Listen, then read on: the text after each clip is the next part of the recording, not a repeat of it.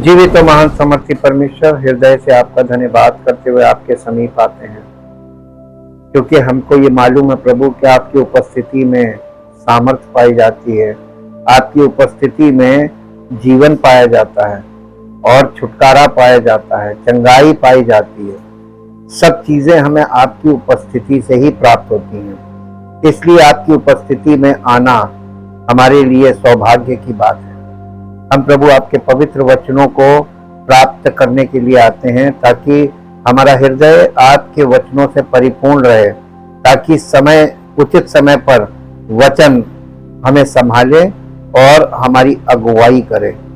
प्रभु हम आपका बहुत धन्यवाद करते हैं आपके महान प्रेम और उस अनुग्रह के लिए, जिसके अंतर्गत प्रभु आपने हमें उद्धार देने के लिए अपने इकलौते पुत्र का बलिदान देकर हमें सुसमाचार दिया है, ताकि हम उस पर विश्वास करें, ताकि हमें एक उपहार मिले, पवित्र आत्मा। और पवित्र आत्मा आपके वचन के द्वारा हमारी अगुवाई करता है और हमें अनंत जीवन के लिए हमारे हृदय को तैयार करता है, ताकि हमारा जीवन उस जीवन की ओर बढ़े जो अनंत जीवन है, जो कभी ना खत्म होने वाला जीवन है। और हमारा जीवन आपकी महिमा का कारण बने और हमारे जीवन से सिर्फ आपकी महिमा प्रकट हो और आदर और महिमा आपको मिले। धन्यवाद के साथ इस प्रार्थना को आपके इकलौते पुत्र प्रभु यीशु मसीह के पवित्र नाम से मांगते हैं, आमीन। Praise the Lord. सबको जय मसीह की। हम परमेश्वर का बहुत धन्यवाद करते हैं। जैसा कि हमने एक दो भागों में देखा कि परमेश्वर के राज्य का चरित्र और शैतान के राज्य के चरित्र में क्या क्या अंतर होते हैं। दूसरी मुख्य बात है कि परमेश्वर का राज्य आत्मिक है और शैतान हमारे आत्मिक जीवन को नष्ट करके, क्योंकि शैतान फिजिकल रेल्म में ही काम करता है, वो हमें शारीरिक जीवन की ओर खींचता है, शारीरिक गतिविधियों में फंसाता है और शारीरिक बातों में लिप्त करके हमारे आत्मिक जीवन को नष्ट करना चाहता है। ये उसकी स्ट्रैटेजी है या उसकी योजना है, कह लीजिए। आज हम इसी विषय में आगे बढ़ेंगे और आज हम देखेंगे कि धोखे के प्रति सावधानी। धोखा, शैतान झूठ के द्वारा और तमाम गतिविधियों के द्वारा धोखा देने का काम करता है। धोखे के प्रति सावधानी यानी प्रिकॉशन अगेंस्ट डिसेप्शन। प्रिकॉशन का मतलब क्या होता है? भविष्य के खतरे या समस्या से बचने के लिए किया गया उपाय, इसी को प्रिकॉशन कहा जाता है। और एहतियात या सावधानी भी हम लोग इसको एक शब्द में बोलते हैं। इसका सिनोनिम यानी इसका पर्यायवाची जो है, समान अर्थी शब्द उनमें है केयर। केयर का मतलब देखभाल। जब हम किसी चीज की, किसी व्यक्ति की, किसी स्थान की अच्छी देखभाल करते हैं, ये प्रिकॉशन का ही भाग है। अगर हम प्रिकॉशन रखते हैं, इसका मतलब हम देखभाल करते हैं। बहुत सी ऐसे रोग हैं जिनका निदान नहीं होता है, तो उसमें डॉक्टर प्रिकॉशंस बताता है, यानी देखभाल। आपको किस किस चीज में अपने आप को केयरफुल रखना है, देखभाल करनी है। इसके बाद ये precaution is better than cure, इसीलिए कहावत कही जाती है। और एक और चीज इसी का एक और शब्द है कॉशियसनेस, सतर्कता। हमको हर समय फिजिकली, मेंटली, इमोशनली और स्पिरिचुअली सतर्क रहना आवश्यक है। किस किस क्षेत्र में? फिजिकली, इमोशनली, मेंटली और स्पिरिचुअली। आत्मिक तौर पर सतर्क रहना और मानसिक तौर पर सतर्क रहना और भावनात्मक तौर पर सतर्क रहना और शारीरिक तौर पर सतर्क रहना। खाली शारीरिक रूप में सतर्क रहने से कुछ होगा नहीं। और बहुत से लोग आज फिजिकल कॉन्शियस है, ये चीज नहीं खानी है, ये चीज नहीं खानी है, ये चीज नहीं खानी है। और मालूम है उसका नतीजा क्या होता है? बहुत बार हम बहुत सी चीजों को प्रिकॉशन में रोककर शरीर में बहुत सी कमियों को पैदा कर लेते हैं। इसलिए प्रिकॉशन में भी बैलेंस कैसे रखना है, इस पर भी ध्यान रखना है। खाली किसी चीज से कट ऑफ होना जरूरी नहीं है। अक्सर हमने देखा है कि जो शुगर के पेशेंट्स होते हैं वो लोग क्या करते हैं मालूम है, ये चीज हम नहीं खाएंगे, ये चीज हमको मना है, ये चीज, इतनी ज्यादा डाइट में इतनी ज्यादा प्रिकॉशन कर लेते हैं कि इतनी ज्यादा सतर्कता बरत लेते हैं कि उनके अंदर विटामिन की कमी हो जाती है और वो विटामिन की कमी दूसरी समस्याओं को पैदा कर देती है। इसलिए ये आपको देखना है कि किस चीज का कितना प्रिकॉशन रखना है, उसमें भी बैलेंसिंग है। तो बैलेंसिंग के साथ सावधानी रखें, सतर्क हो लेकिन बैलेंस के साथ। फिर है माइंडफुलनेस, इसी का समान अर्थी वर्ड बता रहे, ये सब प्रिकॉशन के वर्ड्स हैं। माइंडफुलनेस का मतलब होता है जागरूक और सजग रहना। हीडफुलनेस, बुद्धि को सूचना से भर लेना, यानी आपका माइंड जो है वो एकदम करेक्ट इंफॉर्मेशन से भरा रहे, इसी को कहते हैं हीडफुलनेस। वॉचफुलनेस, दृष्टि के द्वारा सतर्कता, यानी आपको केवल अपने मन को ही नहीं सतर्क रखना है, आपको अपनी इंद्रियों के द्वारा उस सतर्कता का अवलोकन भी करते रहना चाहिए। यानी आंखों से भी आपको, अगर सैनिक लोग आंख बंद करके और बंदूक लेके खड़े रहेंगे तो सतर्कता नहीं है। सतर्कता, आंख देखना बहुत जरूरी होता है, दृष्टि बहुत जरूरी चीज है, फिजिकली भी और स्पिरिचुअली भी। धोखा कोई भी खा सकता है, नेचुरल है। कोई भी मनुष्य इतना आत्मिक और परिपक्व नहीं है कि वो, चाहे वो स्त्री हो चाहे वो पुरुष हो, कभी धोखा ना खा सके। ऐसा कोई मनुष्य आज तक हुआ ही नहीं है। बावजूद इसके कि वो लोगों से अधिक आत्मिक रूप से परिपक्व हो, इसके बावजूद वो धोखा खा सकता है। आत्मिक रूप से आप किसी पद पर हो, उसके बावजूद आप धोखा खा सकते हैं। चाहे आप बिशप हो, चाहे आप बिशप से भी बड़े हो, चाहे आप पास्टर हो, आप धोखा खा सकते हैं आत्मिक तौर पर।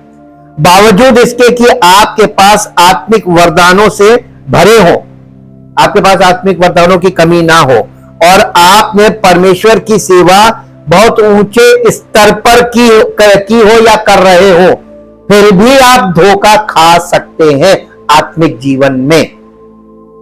बावजूद इसके कि आप कितना पवित्र जीवन क्यों ना जी रहे हो, फिर भी आप धोखा खा सकते हैं।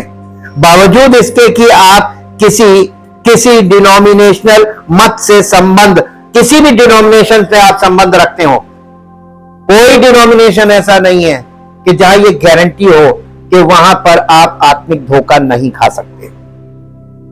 आप कभी भी पथभ्रष्ट हो सकते हैं। इस संसार में कोई भी ऐसा व्यक्ति नहीं है जो कभी भी पथभ्रष्ट ना हुआ हो या आत्मिक रूप से धोखा उसने ना खाया हो। हर व्यक्ति जीवन के किसी भी स्तर पर पथभ्रष्ट हो सकता है। प्रमाण चाहिए? बाइबल में यीशु मसीह ने क्या कहा था मत्ती 24 में कि अंत के दिनों में बहुतेरे झूठे मसीह और झूठे भविष्यवक्ता प्रकट हो जाएंगे, उठ खड़े होंगे और बहुतों को भरमाएंगे और हो सके तो यीशु मसीह के चुने हुए चेलों को भी भरमा दें। उसने अपने चेलों के लिए भी, जो बिल्कुल डिवाइन रूप से चुने गए थे और यीशु मसीह की आत्मा के द्वारा परिपक्व थे, उनके लिए भी वहां पर कोड कर दिया था कि वो भी धोखा खा सकते हैं, खाया है और खा रहे हैं। ये जानना भी अत्यंत आवश्यक है कि सब प्रकार के चिन्ह और चमत्कार परमेश्वर की ओर से नहीं होते। शैतान भी चमत्कार करता है, ये एक और ऐसी चीज, इसी से तो लोग धोखा खाते। लोग कहते देखो वो वहां गया चंगा हो गया, इस बात की गारंटी नहीं है कि वो परमेश्वर आपको वैसे ही चंगा कर देगा। आप अपना जीवन उसको समर्पित कीजिए सच्चाई से, हृदय फिराइए, पश्चाताप कीजिए, प्रभु आपको चंगा कर देगा। चंगाई उसके लिए कोई बहुत बड़ी चीज नहीं है। शैतान चंगाई का प्रदर्शन करता है, यीशु मसीह और पिता परमेश्वर चंगाई का प्रदर्शन नहीं करते हैं।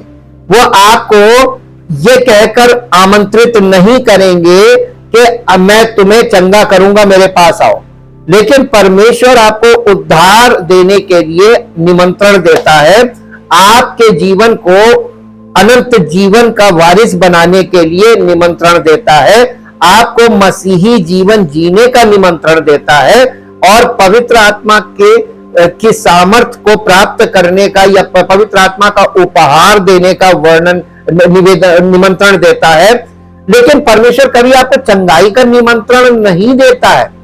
अगर कोई व्यक्ति चंगाई के लालच में किसी चंगाई सभा में जाता है तो वहां पर धोखा है, क्योंकि परमेश्वर शैतान भी चमत्कार करता है, शैतान भी चंगा करता है और कर सकता है, आश्चर्यजनक कार्य कर सकता है शैतान, कई प्रकार के चिन्ह प्रकट कर सकता है शैतान, स्वप्न और दर्शन दे सकता है शैतान। शैतान भी प्रकाशन देता है, स्वप्न भी देता है, दर्शन भी देता है। आप किस क्षेत्र में कहेंगे कि ये वाली चीज हम जानते हैं और हमको शैतान धोखा नहीं दे सकता, कोई दावा नहीं कर सकता। शैतान आसमान से आग भी गिरा सकता है आपको धोखा देने के लिए। मनुष्यों के द्वारा दुष्ट आत्माएं अन्य भाषा में बोल सकती हैं, अन्य भाषा दुष्ट आत्माएं भी बोलती हैं। आप किस जीवन के किस क्षेत्र में शैतान को कम समझ रहे हैं? क्यों पौलुस के द्वारा पवित्र आत्मा ने नए नियम में पत्रियां लिख लिख कर कलीसियाओं को जागरूक किया, पहली सदी की कलीसिया के लोगों को जागरूक किया, लेकिन आज की कलीसिया के लोगों को जागरूक करना बहुत मुश्किल हो गया है, क्योंकि सब अपने इंटरप्रिटेशन में बाइबल पढ़ रहे हैं। और आत्मिक चमत्कारों का प्रगटीकरण भी शैतान कर सकता है। इसीलिए हमारे लिए यह आवश्यक हो जाता है कि हमें ये परखने या डिसर्न करने की आवश्यकता है कि हम अपने जीवन में ये सुनिश्चित कर सकें कि हम जो देख रहे हैं और जो सुन रहे हैं और जो समझ रहे हैं और जिस दिशा में बढ़ रहे हैं वो परमेश्वर की इच्छा और योजना के अंतर्गत है कि नहीं। बाइबल के पुराने नियम में भविष्यवाणियों की पुस्तक में यिर्मयाह नबी की पुस्तक उसका 17 अध्याय और उसका 9 पद पढ़ दीजिए। वहां पर परमेश्वर के आत्मा के द्वारा एक भविष्यवाणी आई थी और वो भविष्यवाणी बिल्कुल सटीक और सब मनुष्यों पर लागू होती है। और वो भविष्यवाणी मिलेगी यिर्मयाह 17 अध्याय और उसका 9 पद। यहां इस प्रकार से लिखा हुआ है, मन तो सब वस्तुओं से अधिक धोखा देने वाला होता है। उसमें किसमें? मनुष्य का जो हृदय है, मन को आप इंग्लिश बाइबल में पढ़ेंगे तो लिखा द हार्ट इज डिसीटफुल, यानी मनुष्य का जो दिल है, भावनाएं कहां होती हैं? भावनाएं मनुष्य की कहां होती है? दिल में। मनुष्य की योजनाएं कहां होती है? दिल में। मनुष्य के अंदर जो आइडिया आते हैं कहां? दिल में। प्रकाशन कहां आता है? दिल में। आप निर्णय कहां से लेते हैं? दिल। और इसीलिए हृदय, नीति वचन में क्या लिखा है? सबसे अधिक अपने हृदय की रक्षा कर, क्योंकि जीवन का मूल स्रोत वही है। तो जीवन का मूल स्रोत, the source of life is heart. लेकिन इसी के साथ साथ विजडम की किताब कह रही है कि जीवन का मूल स्रोत हृदय है, और भविष्यवाणी की किताब कह रही है कि ये हृदय धोखा देने वाला है। अब आप ये बताइए, आपका दिल ही आपको धोखा देगा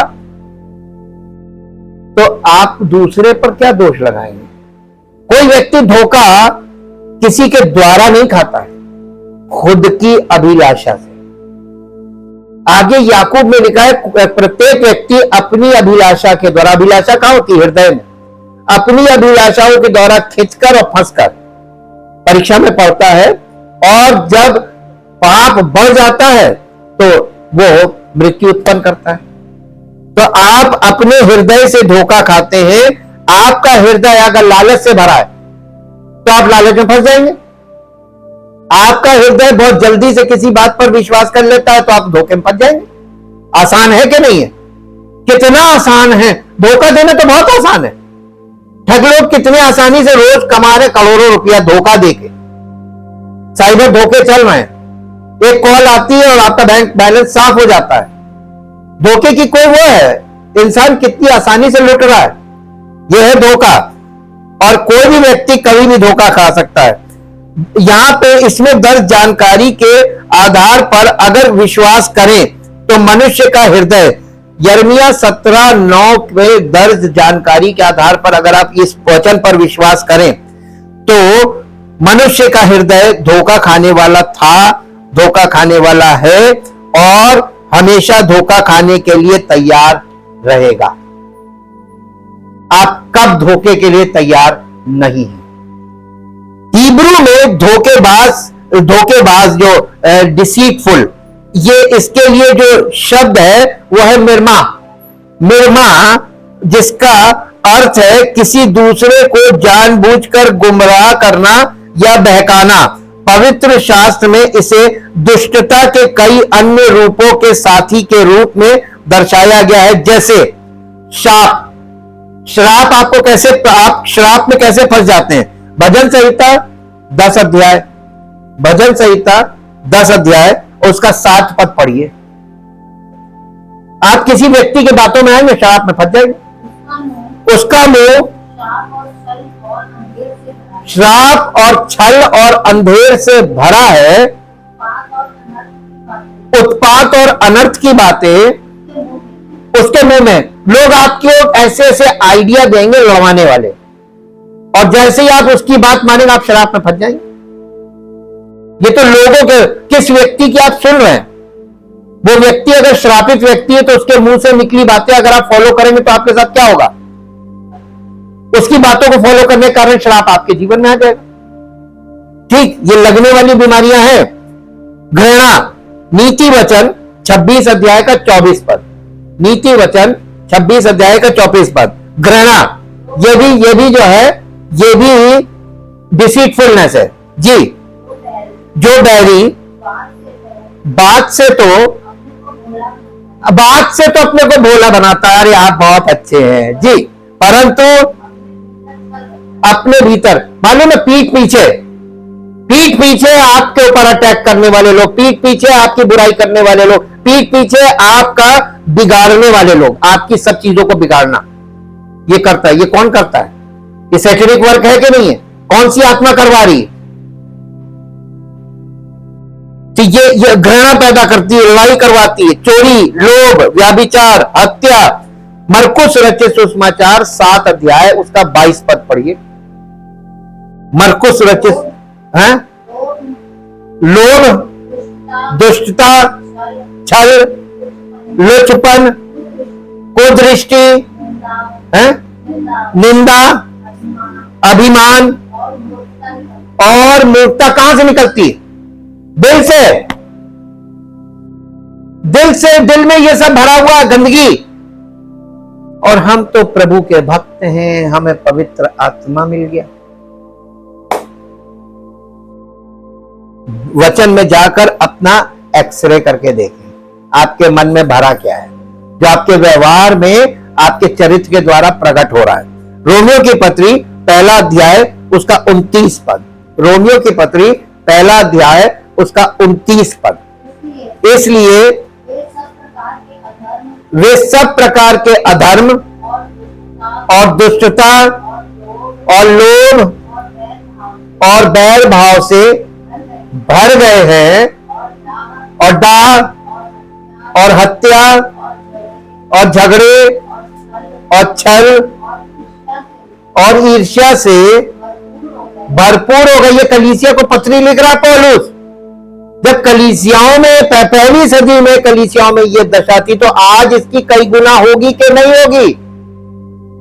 और सबको देखो, सब दूध के धुले बन जाते हैं, कैसे धोखा खा रहे हैं। अतः हमारा हृदय हमेशा धोखा खाने के लिए तैयार रहता है और ऐसे कार्य करता है जिसमें धोखा खाने की संभावनाएं बहुत है।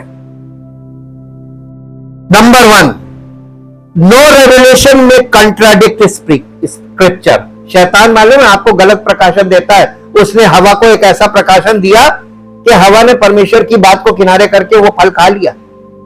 प्रकाशन जिसको कहते हैं रेवलेशन, ऐसा कोई प्रकाशन नहीं हो सकता जो वचन अर्थात पवित्र शास्त्र के विरोध में बोले या पवित्र शास्त्र का खंडन करे।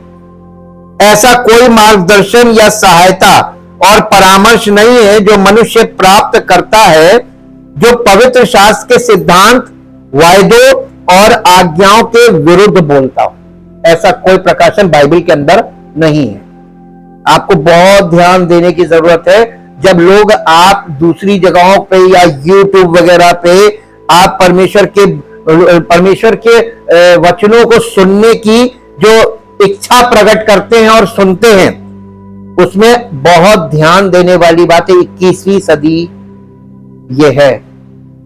ये वो सदी नहीं है कि लोग मंडलियों में ही केवल सुनते हैं। ये वो सदी है जिसमें लोग ऑनलाइन ज्यादा एक्टिव होते हैं। इसलिए ये ध्यान रखिए कि परमेश्वर का पवित्र वचन, जो पवित्र शास्त्र बाइबल है, उसमें कोई भी ऐसा सिद्धांत, परमेश्वर का ऐसा सिद्धांत, परमेश्वर की ओर से ऐसे परमेश्वर के जो वायदे और परमेश्वर की जो आज्ञाएं, उनके विरोध में कोई प्रकाशन ऐसा नहीं है बाइबल के अंदर।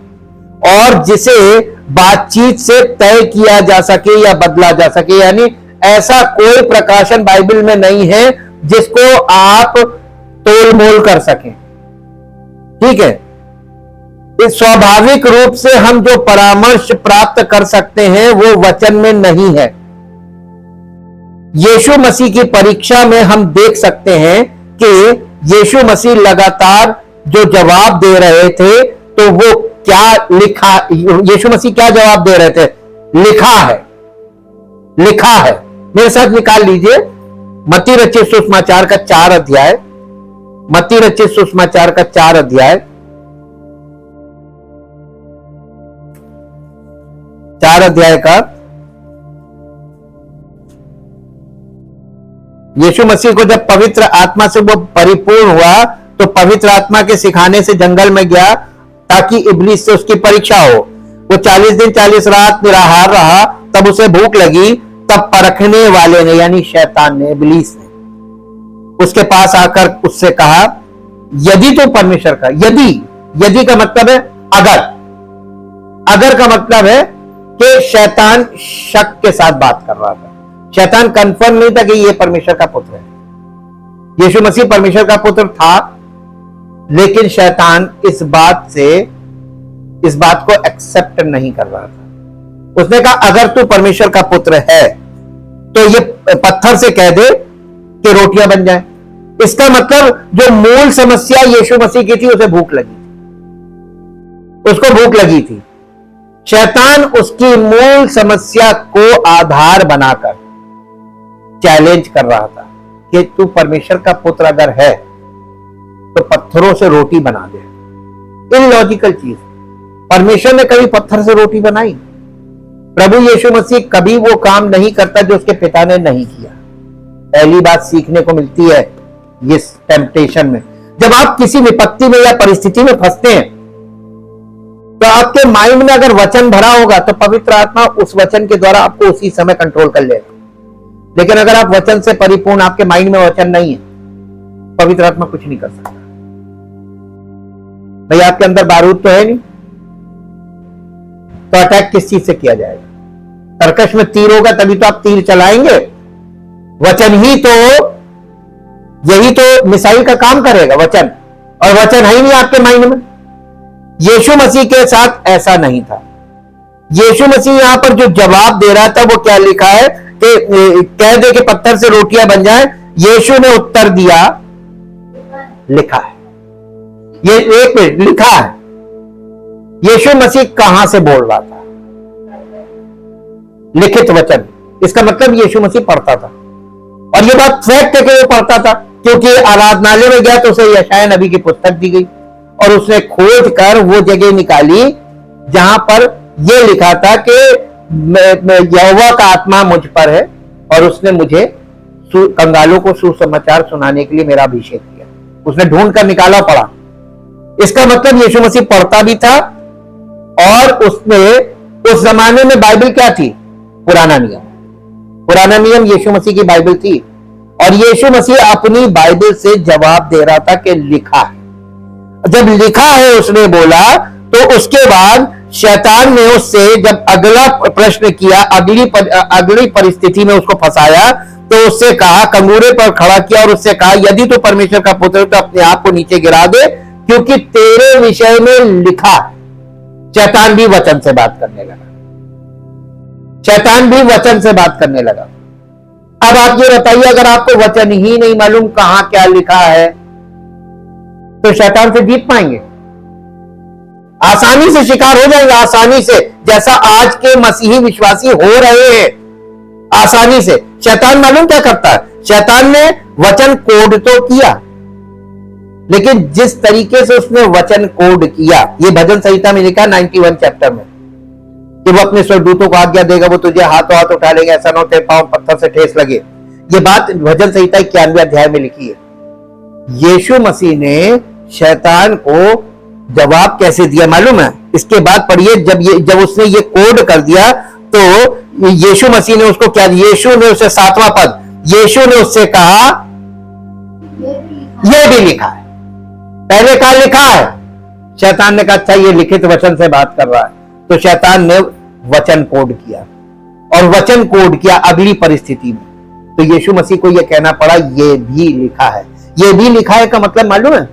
शैतान ने मिस कोड किया, जिसको बोलते हैं आउट ऑफ कॉन्टेक्स्ट, संदर्भ के बाहर किसी वचन का इस्तेमाल करना। झूठे शिक्षक, झूठे प्रचारक और झूठे उपदेशक हमेशा मिस कोट करते, आउट ऑफ कॉन्टेक्स्ट वर्सेस को यूज करते हैं। जैसे यीशु मसीह ने उद्धार पाने के लिए या परमेश्वर के राज्य में प्रवेश करने के लिए, परमेश्वर के राज्य को देखने के लिए कौन सा तरीका बताया था?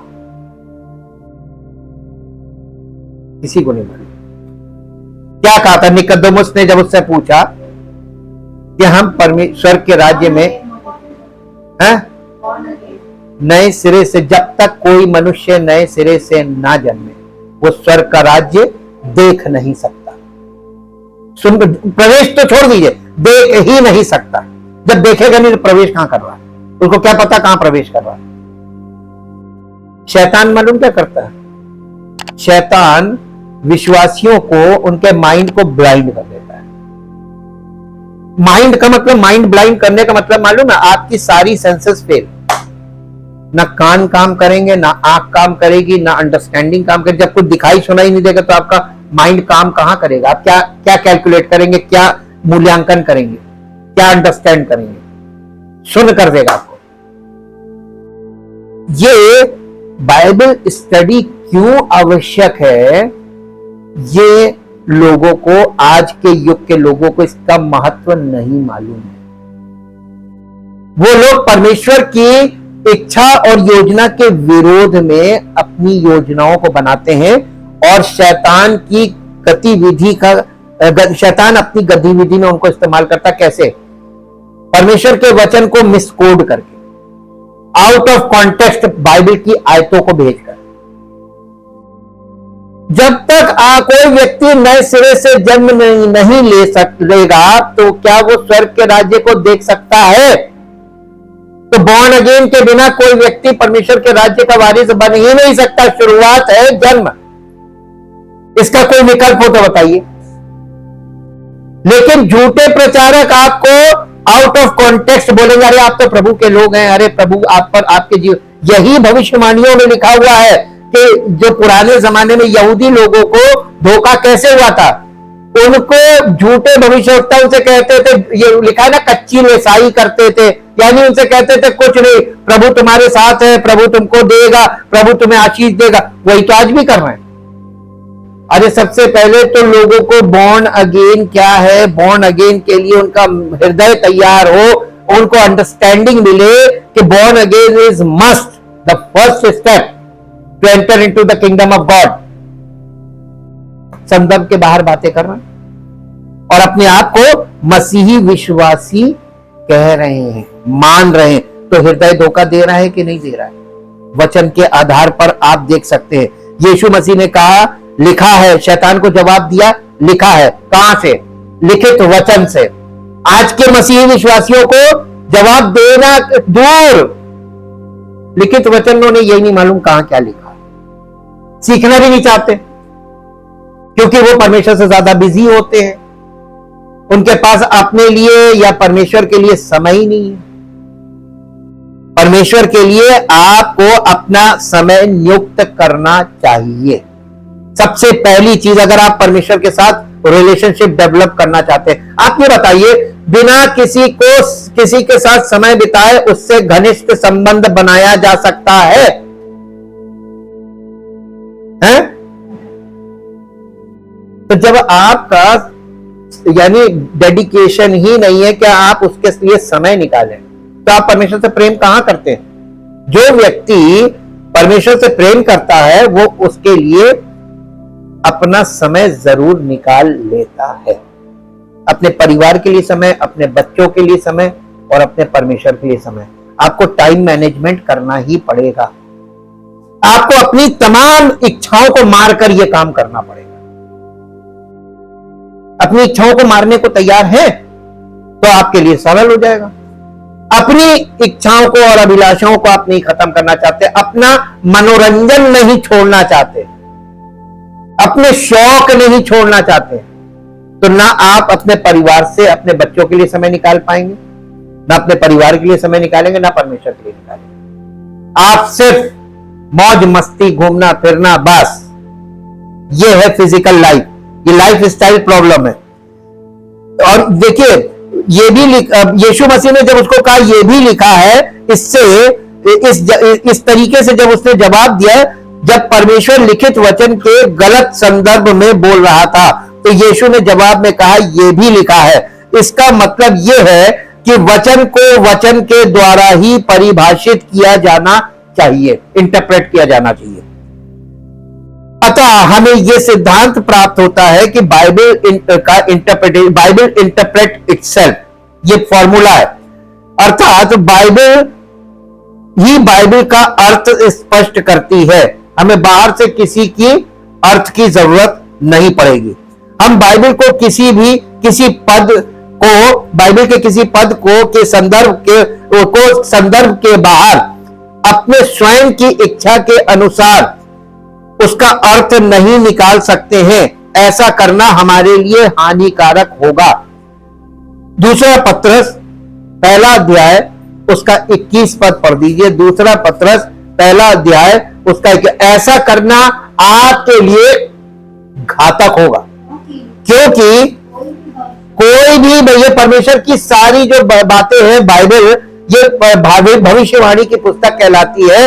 यानी परमेश्वर ने जो भविष्य के, यानी पृथ्वी के अंत तक के, दुनिया के अंत तक की जो बातें बोली हैं, ये भविष्यवाणी की पुस्तक है। और कोई भी भविष्यवाणी मनुष्य की इच्छा से कभी नहीं हुई, पर भक्त जन पवित्र आत्मा के द्वारा उभारे जाकर परमेश्वर की ओर से बोलते थे।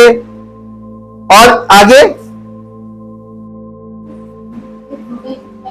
हाँ नहीं, झूठे शिक्षा, ये यानी इसको इंग्लिश में पढ़ दीजिए। 2 पीटर चैप्टर 1 वर्स 22, जो 21, सॉरी 21, 2 पीटर 1:21 इंग्लिश में, और स्पष्ट हो जाएगा इंग्लिश में।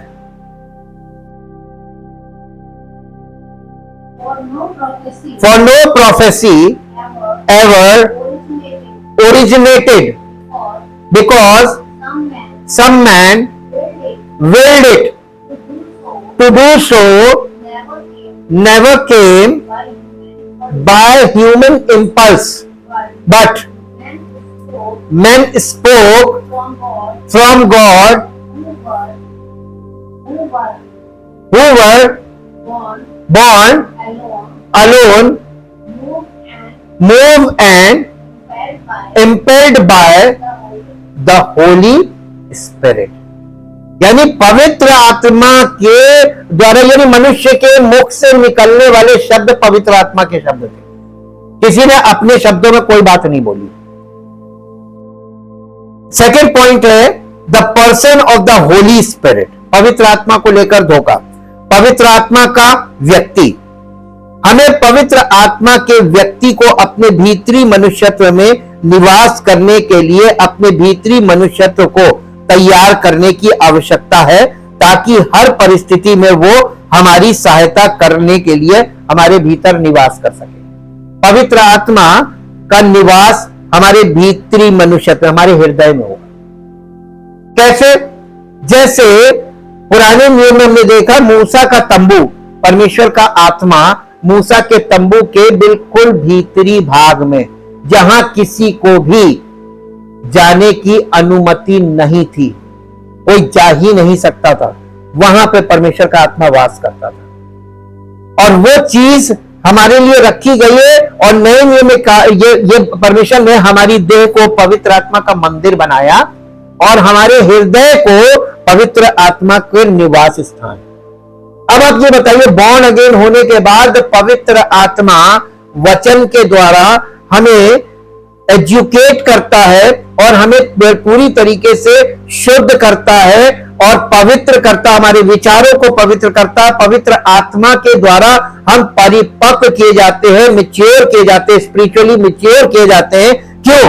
ताकि पवित्र आत्मा पर्सन हमारे हृदय में वास करे, और यहां पर जब वो वास करेगा तो हर परिस्थिति में वो हमारी सहायता करने के लिए हमारे अंदर रहेगा कि नहीं रहेगा।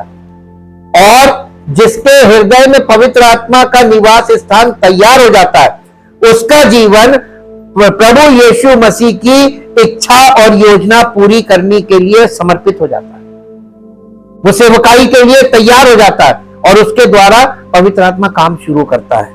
यही परमेश्वर की योजना है। रोमियो की पत्री 8 अध्याय उसका 26 और 27 पद पढ़िए। रोमियो की पत्री 8 अध्याय उसका 26 और 27 पद, यहां इस प्रकार से लिखा हुआ है, रोमियो 8 26 और 27। इसी रीति से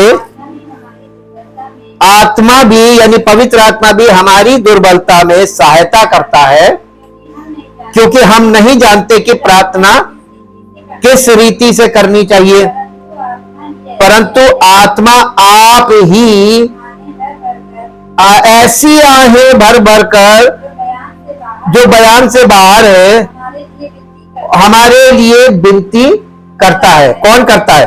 पवित्र आत्मा। तो पवित्र आत्मा हमारे भीतर होगा तो खुद प्रार्थना करने लगेगा और हमको सिखाएगा कि हमें प्रार्थना कैसे करनी चाहिए, कब प्रार्थना, कब और कैसे, किस परिस्थिति में क्या प्रार्थना करनी चाहिए। पवित्र आत्मा हमें प्रार्थना सिखाने के लिए और परमेश्वर से संपर्क रहे पवित्र आत्मा के द्वारा। इसलिए पवित्र आत्मा जब अंदर होगा और प्रार्थना करेंगे तो सीधी पहुंचेगी कि नहीं पहुंचेगी। ये पवित्र आत्मा का निवास हमारे अंदर होना अत्यंत आवश्यक है। और इसीलिए परमेश्वर का आत्मा हमारे भीतरी मनुष्यत्व में निवास करना चाहता है। पवित्र आत्मा हमें प्रार्थना करना सिखाता और परमेश्वर से हमारे लिए मध्यस्थता की प्रार्थना,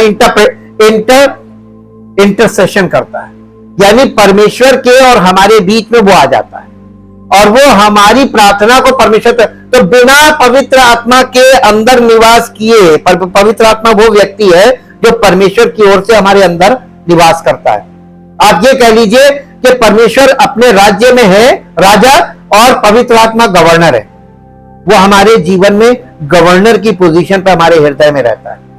वो हमको बाध्य तो नहीं करेगा, लेकिन वो वचन बताकर हमको सजग और सतर्क रखना चाहता है ताकि खुद से हम अपनी इच्छा से सही निर्णय लें।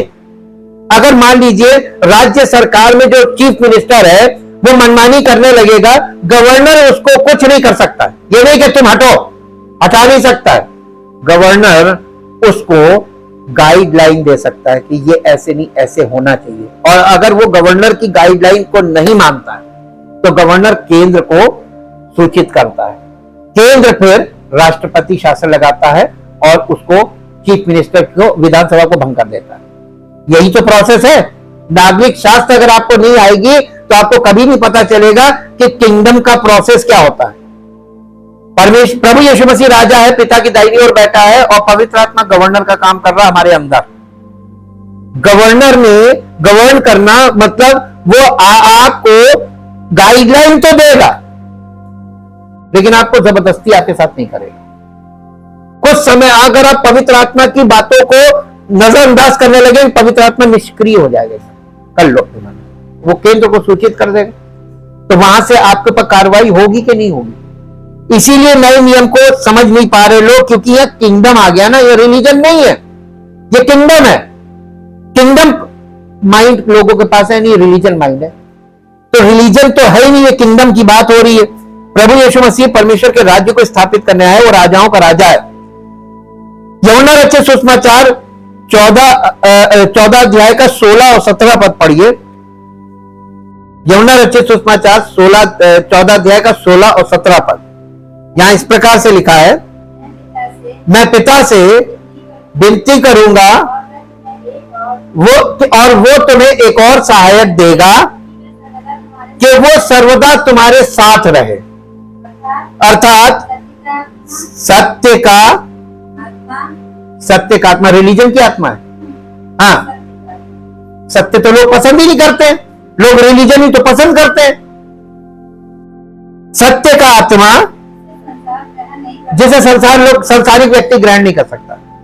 अब कलीसिया में संसारिक व्यक्ति आएगा, क्या उसे पवित्र आत्मा मिल जाएगा? ना, बॉर्न अगेन और उसके बाद स्टडी। कलीसिया में एकदम समर्पित हो जाएगा। जो समर्पित हो जाएगा उसके अंदर ये पवित्र आत्मा, उसको वरदान मिल जाएगा। और पवित्र आत्मा जब वो फुली मैच्योर होगा तभी पवित्र आत्मा उसके अंदर काम कर पाएगा। आप वचन को समझेंगे नहीं तो पवित्र आत्मा आपके अंदर करेगा क्या? आपको पवित्र आत्मा की भाषा समझ में आएगी? क्योंकि वो तो वचन की भाषा बोलेगा, आएगी समझ में। स्टडी जरूरी है ना। इसीलिए पहली सदी की कलीसिया में जब बाइबल कंप्लीट नहीं थी तो प्रभु लिखा है, प्रभु प्रतिदिन जो उद्धार पाते थे उन्हें प्रेरितों के चरणों में भेज देता था, जोड़ देता, जाओ वहीं चले जाओ, वहीं बने रहना।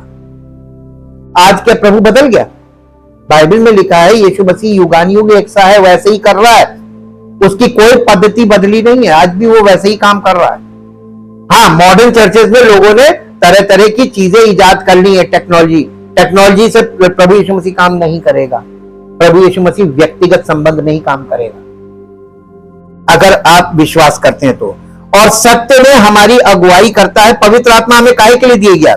पवित्र आत्मा का काम क्या है? परमेश्वर का आत्मा हमारे भीतरी मनुष्यत्व में निवास करना चाहता है। पवित्र आत्मा हमें प्रार्थना करना सिखाता है और परमेश्वर से हमारे लिए मध्यस्थता की प्रार्थना करता है। पवित्र आत्मा सत्य का आत्मा है, पवित्र और सत्य में हमारी अगुवाई करता है। पवित्र आत्मा हमें यीशु के बोले गए वचनों को स्मरण कराता है और हमें सिखाता है कि कैसे हम परखे कि यीशु ने क्या कहा था। वो हमें परमेश्वर की इच्छा को प्रकट करता है वचन के द्वारा। यदि पवित्र आत्मा हमारे भीतरी मनुष्यत्व में निवास नहीं करता है तो हम सत्य को जान नहीं सकते और ना समझ सकते हैं। पवित्र आत्मा 7 गुना महान है, 7 गुना महान है, 7 टाइम्स ग्रेट होली स्पिरिट। यशायाह नबी की पुस्तक उसका 11 अध्याय और उसका 2 पद पढ़िए। पहला और दूसरा दोनों पद पढ़ दीजिए, पहला दूसरा दोनों। तब यशे के ठूंठ में से, देखिए एग्रीकल्चर बेस्ड बात हो रही है, तब यशे के ठूंठ में से एक डाली फूट निकलेगी और उसकी जड़ में से एक शाखा निकलकर फलवंत होगी। यहोवा का आत्मा, अब देखिए यहोवा का आत्मा बुद्धि और समझ का आत्मा, 2 बुद्धि और समझ का आत्मा यानी 3, युक्ति और पराक्रम का आत्मा मतलब 5, ज्ञान और यहोवा के भय का आत्मा 6, 7 आत्माएं हैं ना। लेकिन ये 7 नहीं है, ये पवित्र आत्मा 7 गुना रूप में है, 7 टाइम्स ग्रेट, 7 गुना पावरफुल। यीशु मसीह के ऊपर जो पवित्र आत्मा उतरा था उसके बारे में ये वर्णन है भविष्यवाणी की पुस्तक में। ये यशायाह जो है वो दाऊद का पिता था। यशायाह की ठोंठ से एक डाली फूट निकलेगी, उसकी जड़ में से एक शाखा फूट निकलेगी और उस पर ये यीशु मसीह के विषय में भविष्यवाणी की जा रही है और उस पर परमेश्वर का आत्मा 7 टाइम्स पावरफुल होगा। His name is Jesus Christ. और यही बात आपको प्रकाशित वाक्य में भी मिलेगी। प्रकाशित वाक्य 4 अध्याय और उसका 4 अध्याय का 5 पद पढ़िए। 4 अध्याय का 5 पद, प्रकाशित वाक्य 4 अध्याय उसका 5 पद। उस सिंहासन में से बिजलियां और गर्जन निकलते हैं और सिंहासन के सामने आग के 7 दीपक जल रहे हैं। वे परमेश्वर की 7 आत्माएं हैं। जब हम इमेच्योर थे ना वचन में और प्रभु की बातों में, तो हम सोचते थे 7 आत्माएं, परमेश्वर एक है, पिता पुत्र पवित्र आत्मा 3 तो सुने थे और ये 7 आत्माएं, ये तो और कंफ्यूजन हो गया। लेकिन पवित्र आत्मा बाइबल इंटरप्रेट्स इटसेल्फ। इसका मतलब 7 आत्मा ये उस जमाने की भाषा है जब लोग बहुत, यानी भाषा बहुत डेवलप नहीं थी और लोग बहुत एजुकेटेड नहीं थे, तो कुछ ऐसी सिंप्लिसिटी रखी गई है जो बिना पवित्र आत्मा के आपको स्पष्ट होगी नहीं। यहां पे लिखा है वे परमेश्वर की 7 आत्माएं हैं। क्या परमेश्वर के पास 7 आत्माएं? नहीं, 7 टाइम्स पावरफुल। ये पावरफुल आत्मा यानी पवित्र आत्मा 7 गुना महान है। ये इस बात को बताया जा रहा। 5 अध्याय, इसी के 5 अध्याय में आ जाइए। प्रकाशित वाक्य 5 अध्याय का 6 पद पढ़िए। तब मैंने उस सिंहासन और चारों प्राणियों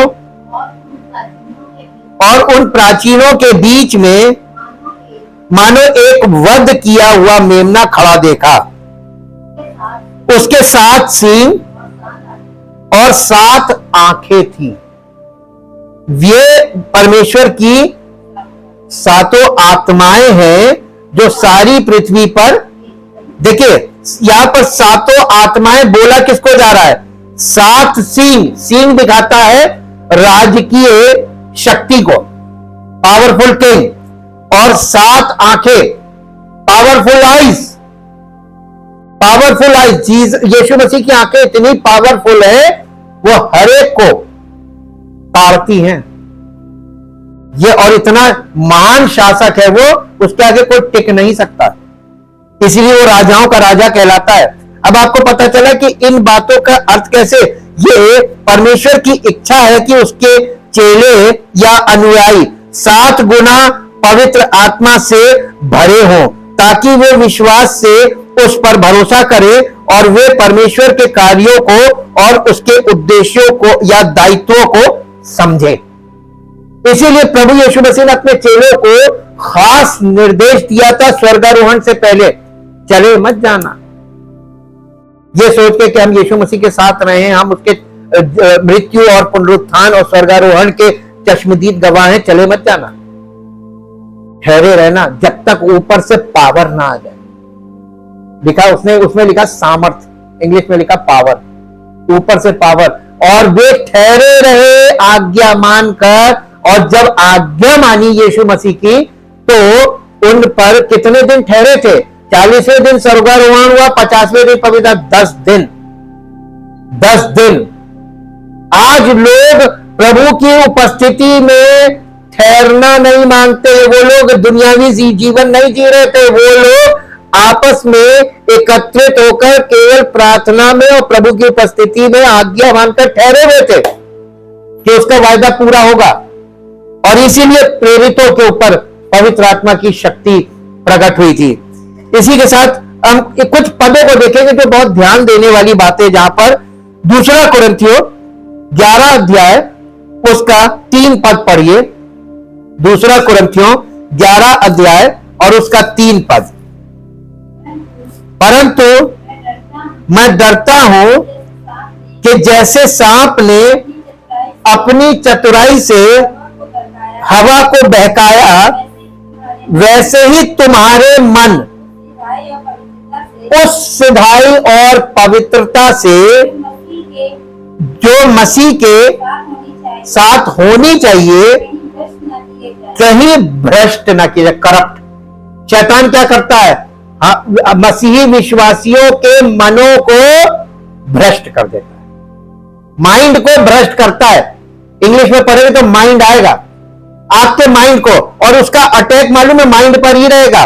दूसरा कुरिन्थियों 4 अध्याय, इसी के साथ दूसरा कुरिन्थियों 4 अध्याय और 4 पद पढ़ दीजिए। 4 अध्याय का 4। और उन अविश्वासियों के लिए जिनकी बुद्धि इस संसार के ईश्वर ने अंधी कर दी है, ताकि मसीह जो परमेश्वर का प्रतिरूप है उसके तेजोमय सुसमाचार का प्रकाश क्या किया? उसने अंधेरा कर दिया, आपके माइंड में ब्लाइंड कर दिया आपको। और जब आपका माइंड ही ब्लाइंड है तो वचन तो अंडरस्टैंडिंग वाली चीज है, पवित्र आत्मा उसको समझ के, इसीलिए बॉर्न अगेन वाला पॉइंट रखा है। जब कोई व्यक्ति बॉर्न अगेन हो जाएगा उसके बाद भी शैतान ऐसा कर सकता है। ये कलीसियाओं को पत्री लिखी है बॉर्न अगेन के बाद, बॉर्न अगेन के बाद भी ऐसा संभव है। इसीलिए पौलुस कलीसिया को ये निर्देश लिख रहा है। एक और पद पढ़ दीजिए, 11 अध्याय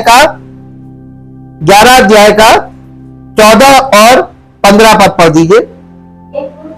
ये कुछ अचंभे की बात नहीं, क्योंकि शैतान आप भी ज्योतिर्मय स्वर्गदूत का रूप धारण करता है, इसलिए यदि उसके सेवक भी, यहां धर्म के सेवक का मतलब सर्वेंट्स ऑफ जीसस क्राइस्ट है, ये यीशु मसीह के सेवकों का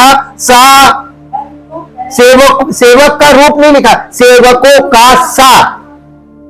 इंग्लिश में इसको पढ़ दीजिए, सेवकों का सा। ये 14 और 15 पद को इंग्लिश में पढ़िए, देखिए कितना स्मार्ट है शैतान। और आप उतने स्मार्ट अभी है नहीं स्पिरिचुअली जितना स्मार्ट वो है जी। 2 Corinthians chapter 11, and it is no wonder for Satan himself masquerades का मतलब समझते हैं?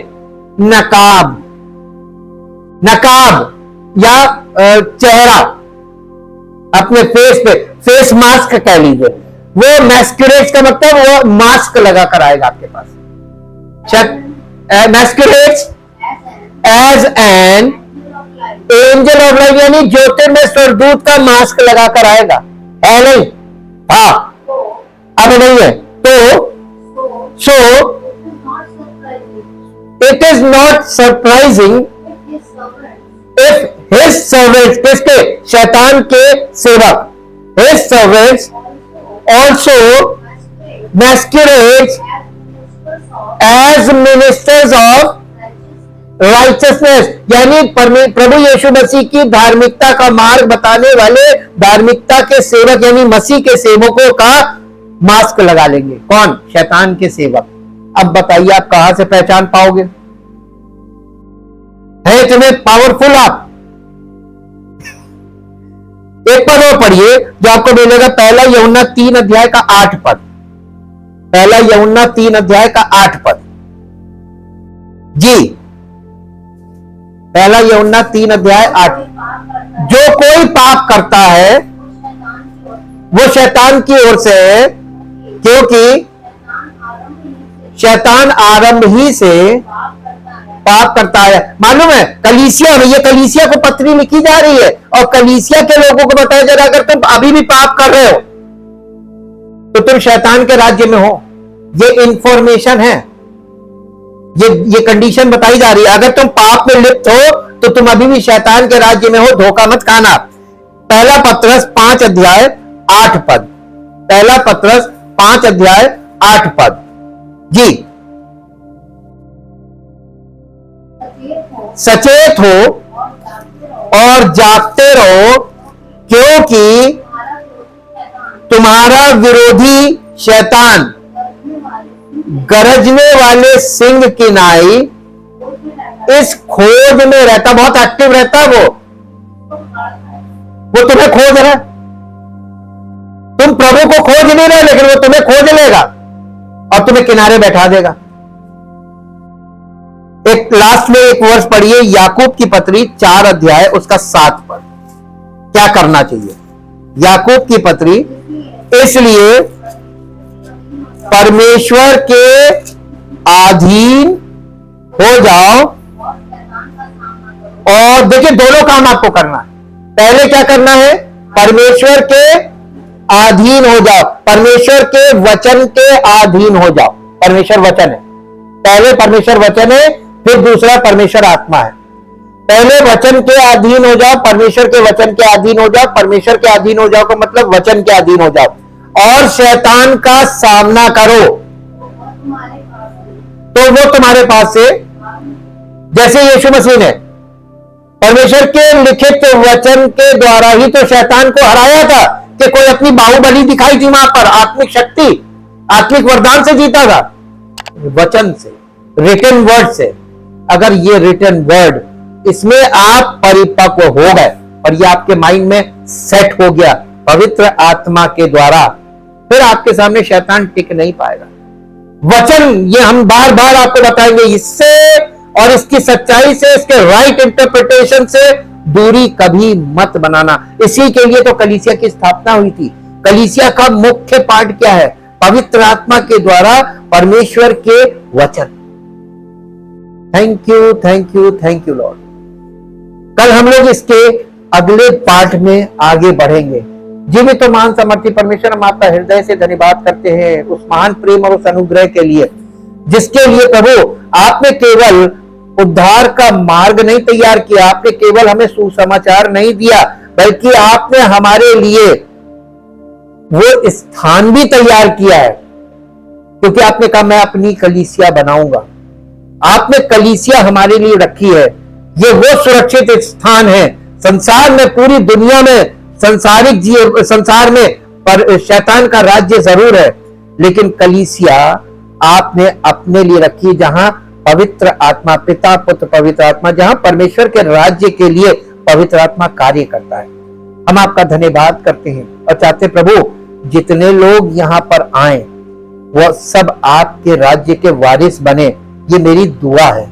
और आपसे विनती है प्रभु, आपका अनुग्रह, आपका प्रेम व्यर्थ ना हो, आपका वचन कभी व्यर्थ ना हो, बल्कि जितने कानों तक ये वचन पहुंचे उनकी जिंदगी में उद्धार आए और आपकी महिमा प्रकट हो और आपका नाम महिमा पाए। यीशु मसीह के नाम से आमीन।